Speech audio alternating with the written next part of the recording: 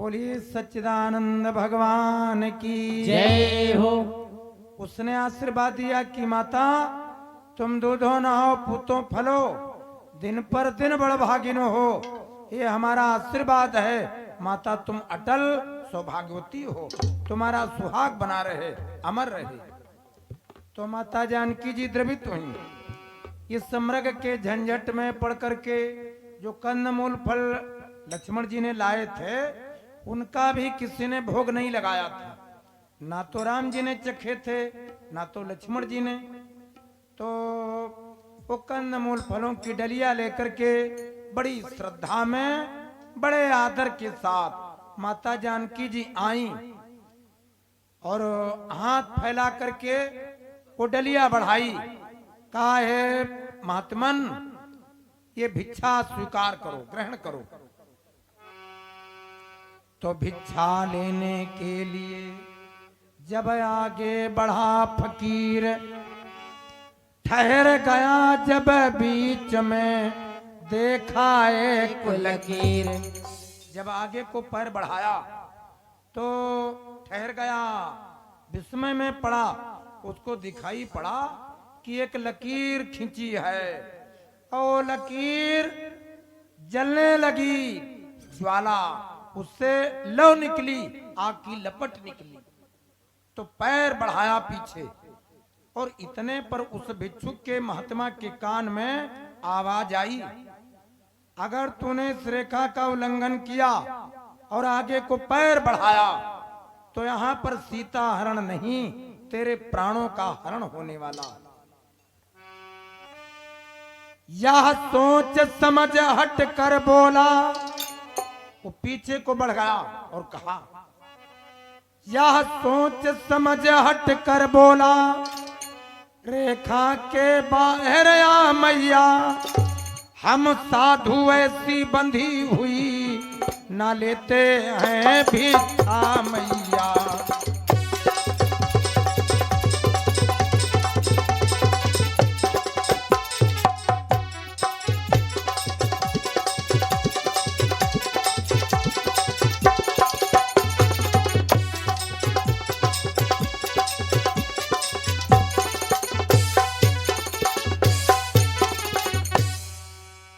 कहा माता हम महात्मा लोग इस प्रकार की बंदी भिक्षा को ग्रहण नहीं करते हैं, हम ये स्वीकार नहीं करेंगे।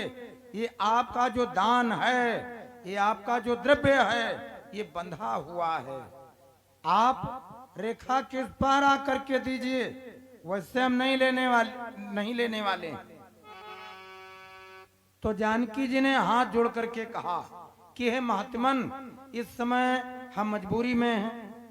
हमारे पति देवता और हमारे देवर लक्ष्मण वो दोनों लोग जंगल को गए हैं। हमारे रघुनाथ जी के ऊपर कोई विपत्ति है, उन्होंने पुकार किए है, तो हमारे देवर लक्ष्मण पता लगाने गए और वो चलते समय में हमसे कह गए कि तुम कुटिया के बाहर मत जाना। तो हे महात्मन, कैसे निकलूं मैं रेखा के बाहर। हे महात्मन, हमारी मजबूरी है। कैसे निकलूं मैं रेखा के बाहर, देवर लक्ष्मण मना कर गए हैं। कैसे निकलो मैं रेखा के बाहर, देवर लक्ष्मण मना कर गए हैं। कैसे निकलो मैं रेखा के बाहर, देवर लक्ष्मण मना कर गए हैं। कैसे निकलूं मैं रेखा के बाहर, देवर लक्ष्मण मना कर गए हैं। और अकेली मैं कुटिया में यशोदम, अकेली मैं कुटिया में यशोदम, मेरे स्वामी जीवन को गए हैं। एकदम कुटिया के अंदर मेरे स्वामी जीवन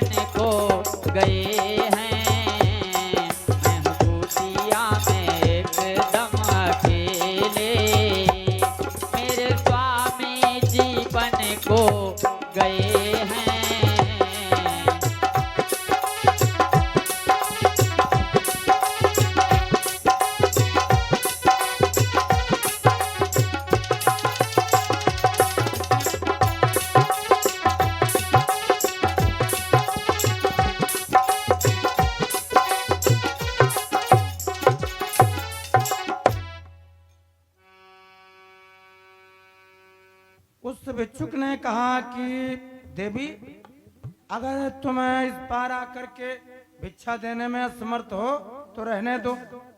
हम भी इस प्रकार का बंधा दान लेने वाले नहीं हैं। अरे हमको जब भिक्षा मांगनी है तो किसी और माँ के दरवाजे पर जाएंगे। जिस माता के हृदय में दया उत्पन्न होगी वो हमारी इच्छा की पूर्ति करेगी, तब भोजन करेंगे, कोई बात नहीं। ये भिक्षा तुम अपने पास रखो माता, हम भी अपना नियम भंग नहीं करेंगे। इतना कह करके मुड़ करके चल दिया।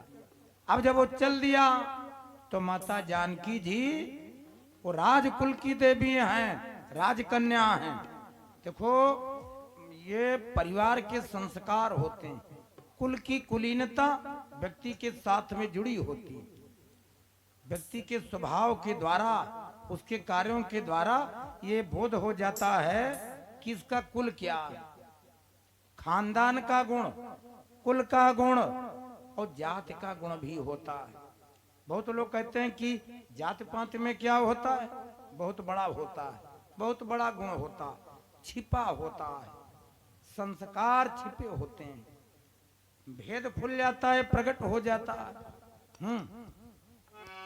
वो राजकुल की देवी दान देने की व्रत विचार करने लगी मां कि सीता ने सोचा अगर दिया न इसको दान तो गृहस्थियों के धर्म का फिर होगा अपमान।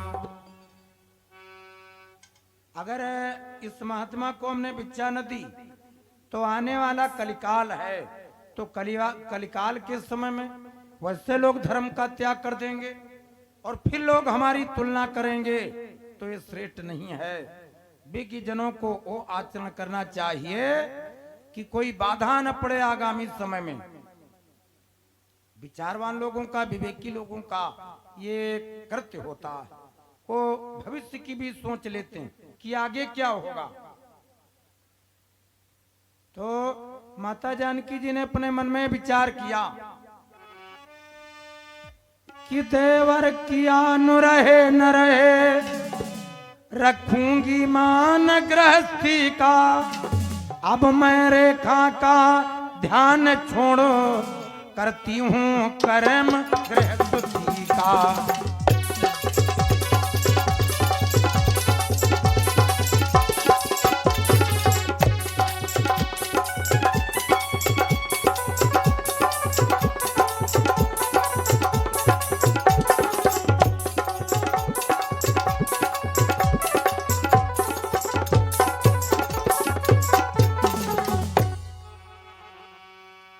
जानकी माँ ने अपने हाथ में वो डलिया ली, संभाली और कंदमूल फलों को लेकर के बाहर को झट से आ गई। और जैसे बाहर को आई, रेखा के बाहर आते वाह, जैसे बाहर आई मैया, रेखा के बाहर आते ही उस जोगी ने बाना बदला।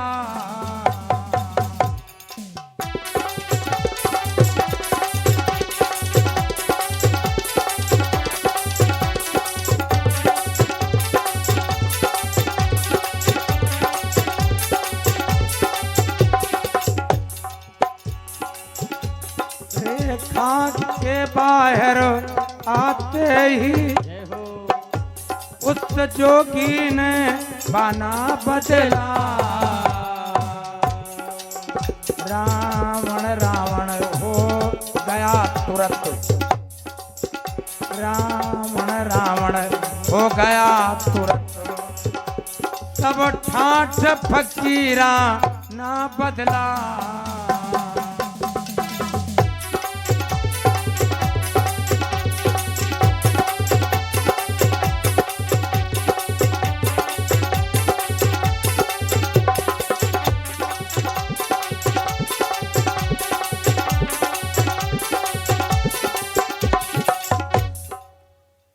रावण रावण हो गया तुरंत, सब ठाठ फकीराना बदला।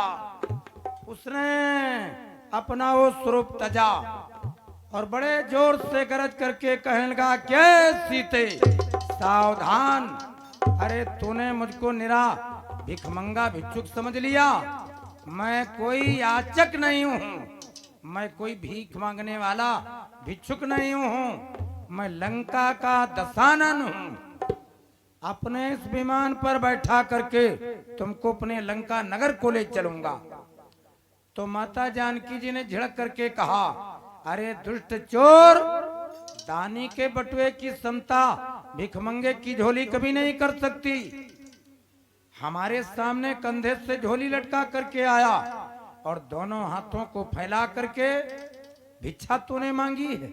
अरे निर्लज, पापी, अधम, दुष्ट चोर, पातकी, अपने को राजा कहलाने में तुझको लज्जा नहीं आती? राजकुल की महिमा के ऊपर लांछन लगा रहा है। अरे राजा लोगों के चरित्र को धूमिल कर रहा है, तुझको लज्जा नहीं आती? हमारे सामने तो एक भिक्षुक ही है, क्योंकि तूने हाथ फैला करके अन्नदान मांगा और मैं देने वाली दाता हूं। मैं राजकुल की महिला, मैं राजकुल की राजकन्या हूं। सूर्य के पास में पतंगाए पहुंच जावे, ये उसकी इच्छा कभी पूरी नहीं हो सकती। हम तुमको राजा नहीं मानती, तुम राजा नहीं, निरे भीख मांगने वाले हो। तो अपने को याचक सुन करके, भीख मांगने वाला जान करके रावण कुपित हुआ। क्रोधवंत तब रावण लीन सिरथ बैठारी। मानो जानकी मैया भगवान की इच्छा के अनुरूप लंका को जाना ही चाहती। उसने मन ही मन में जानकी जी को प्रणाम किया। अब देखिए, रावण ने सीता जी का हरण तो किया, लेकिन अब रावण कोई साधारण नहीं है, रावण भी बुद्धिमान है। तो जानकी जी की सामर्थ्य के बारे में वो जानता। उसने मन ही मन में प्रणाम किया और लंका को चलने के लिए निवेदन किया। तो माता जानकी जी उस रथ पर आरूढ़ हुई, विमान पर, और तेज रफ्तार से दक्षिण दिशा की तरफ रथ लेकर के बढ़ा। वो विमान हवा की गति में उड़ने वाला। तो माता जानकी जी विलाप करने लगी करुणा में कि यहाँ जंगल में कोई हमारी रक्षा करने वाला हो, हमारी रक्षा करो, हमारी रक्षा करो। हे जगत नियंता, जगदाधार, कृपा निधान, सच्चिदानंद, तुम कहाँ हो? हमारी पुकार को सुनो। ये दुष्ट हमको लिए जा रहा है, हमारा हरण के लिए जा रहा है। लेकिन मानो वो सीता जी की पुकार को किसी पुरुष ने नहीं सुना, कोई सुन नहीं पाया। जंगल में एक पक्षी था, जटायु नाम था। ये पेड़ की डाल पर था। जब उसके कान में आवाज गई तो उसके मुंह से वाणी निकली कि सीते पुत्री करे जिनी चिंता। उसने जानकी मैया को कहा कि बेटी तुम संताप मत करना, मैं हूं। एक पक्षी की भावना परोपकार में हुआ। ये जटायु जो था, ये महाराज दशरथ जी का परम मित्र था। अब ये दशरथ जी में और जटायु जी में मित्रता कैसे हुई? तो इसका एक कारण है। महाराज दशरथ जी एक बार की बात, वन में आए मृगया करने के लिए। तो दोपहर का समय हो गया। अब ये जंगल में मार्ग भटक गए और इनको प्यास लगी। अब दूर तक पानी के लिए बेचारे घूमे, लेकिन पानी नहीं मिला। तो बहुत बहुत प्यासे व्याकुल हो गए। वो पेड़ की छाया में थे और उसी पेड़ के ऊपर ये जटायु। तो जटायु ने अपनी वाणी में कहा, महाराज आप उत्तर दिशा की तरफ पलायन करो, उत्तर दिशा की तरफ जाओ। हम देख रहे हैं एक सरोवर है, उस सरोवर में तुम जल पान करो, कुल्ला करो और अपना मुख धो, तुम्हारे चित्त को शांति मिलेगी। दशरथ जी उधर को गए तो बड़ी दूरी पर जब गए एक सरोवर दीप पड़ा, उस सरोवर तड़ाग में उतरे, हाथ पैर धोए, कुल्ला किया, मुंह धोया और जल पान किया। लौट करके आए, पेड़ की छाया में बैठे और पक्षी जटायु को धन्यवाद दिया। तो जटायु जी में दशरथ जी में मैत्री हो गई। भक्तों, आज रघुकुल की महिला की आवाज सुन करके उस गीध ने विचार किया, पक्षी ने, आज हमारा बलिदान होगा, आज हमारे प्राणों का उत्सर्ग भले हो जावे, लेकिन मैं धर्म का पुण्य का काम अवश्य करूंगा। इस राक्षस के पंजे से रघुकुल की नारी को हम छुड़ाएंगे। मनुष्य नहीं सोचता, दूसरे के ऊपर अगर विपत्ति है तो बहुत लोग हंसते हैं, खिल्ली उड़ाते हैं, और बहुत लोग और जीव जंतुओं को मनुष्य के रूप में दुख देते हैं। पृथ्वी मंडल पर ये मनुष्य तमाम है, लेकिन एक बात ध्यान रखिए, ये साम न विद्या तपो न दानम ओ ज्ञानम न शीलम गुणो न धर्मा ते मृत्युलोके भूई भार भूता मनुष्य रूपेण मृगाश्चरन्। मनुष्य के शरीर में न मालूम कितने पाप हृदय हैं। पापी, गौओं का वध करने वाले, गौ हत्या करने वाले, पक्षियों को, चिड़ियों को मारने वाले और जीव जंतुओं की हत्या करने वाले, असुरों का समूह ज्यादा, मनुष्य बिरले हैं, बिरले, मनुष्यों की तादाद कम है, आधे से ज्यादा तो असुर हैं। जो चीजें खाने वाली नहीं हैं वो सब चीज खाते हैं, उनको मनुष्य क्या माना जावे? मनुष्य हैं, क्या कहा जाए? अरे कुछ पूछो ना। एक बुद्धि वो है जिस बुद्धि ने शास्त्रों की रचना की, और एक बुद्धि वो है कि पशुओं की गर्दनें काटने वाली मशीनें बनाते हैं, उसमें वो बुद्धि लगाते हैं, जीव हत्या के वो साधन बनाते हैं, और न मालूम उसमें कितने लोग लगे। चोरी से भैंसों को खो ले जाते हैं, गौओं को खो ले जाते हैं, बैलों की, भैंसों की, बकरों की, भेड़ों की, इनकी सबकी गर्दनें कटती हैं। हमने कहा